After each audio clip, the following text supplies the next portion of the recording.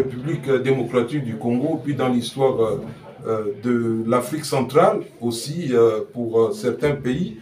Vous avez un message particulier à cette occasion. Vous totalisez 83 ans. Mokakoswa. Mokakoswa.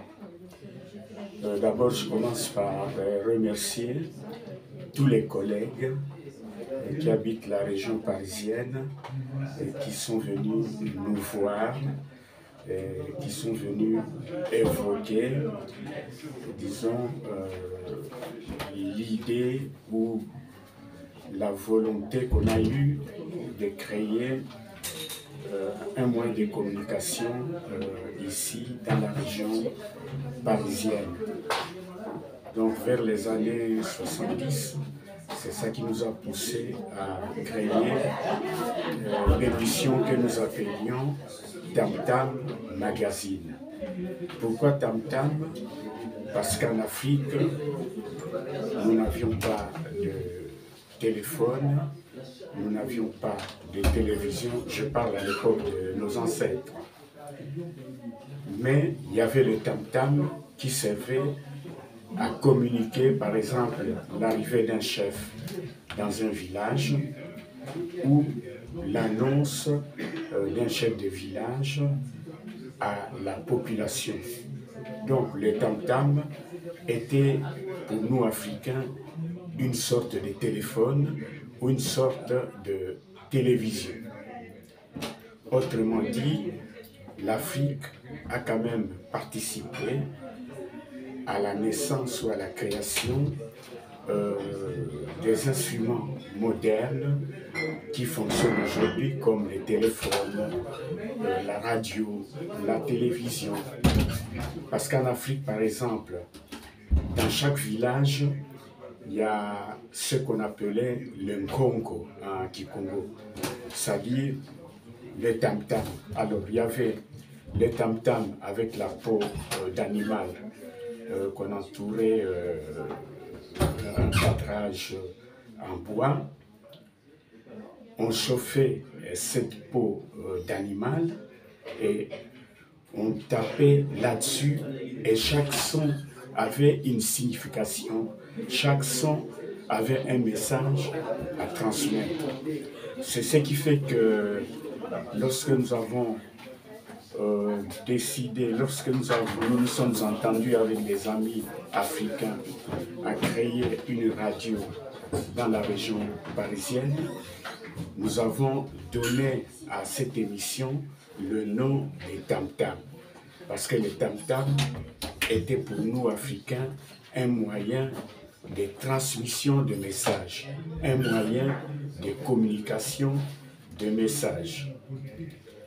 Donc je remercie tous les collègues qui sont venus ici pour me présenter ces vœux de l'âge que je viens d'atteindre aujourd'hui et je les remercie beaucoup.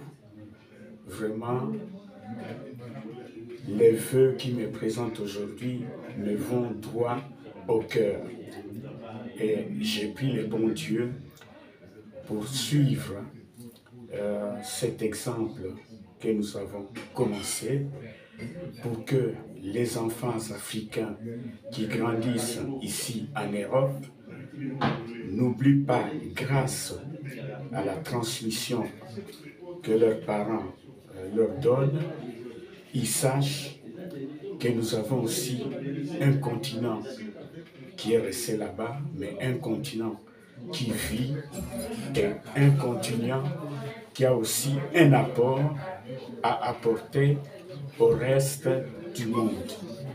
Parce que partout où vit l'homme, nous sommes tous des humains, nous avons nos bons actes et nous avons aussi des éléments à transmettre.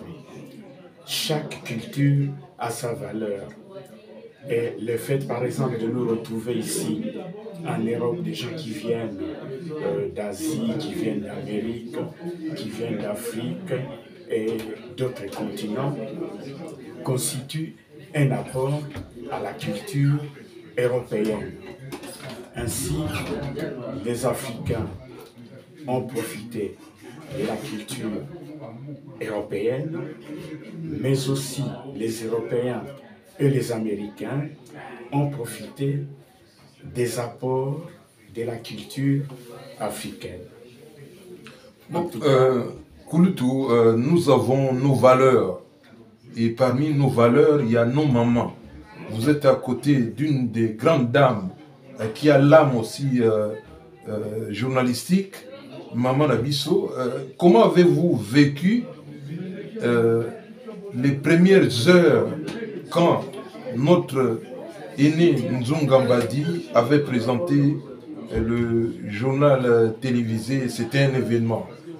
Au Congo, à la fois en Lingala, à la fois en Kikongo, parce que c'est important aussi de transmettre nos langues. Nos langues, ce sont nos vies aussi, et en français. Maman, Malobé Panayo. Merci beaucoup. Bon, mon mari a toujours été très poétique. Il m'a même écrit des poèmes et tout ça quand on était fiancés. Et je me rappelle du début de nos fiançailles, quand il devrait faire des études, je lui disais, mais pourquoi tu as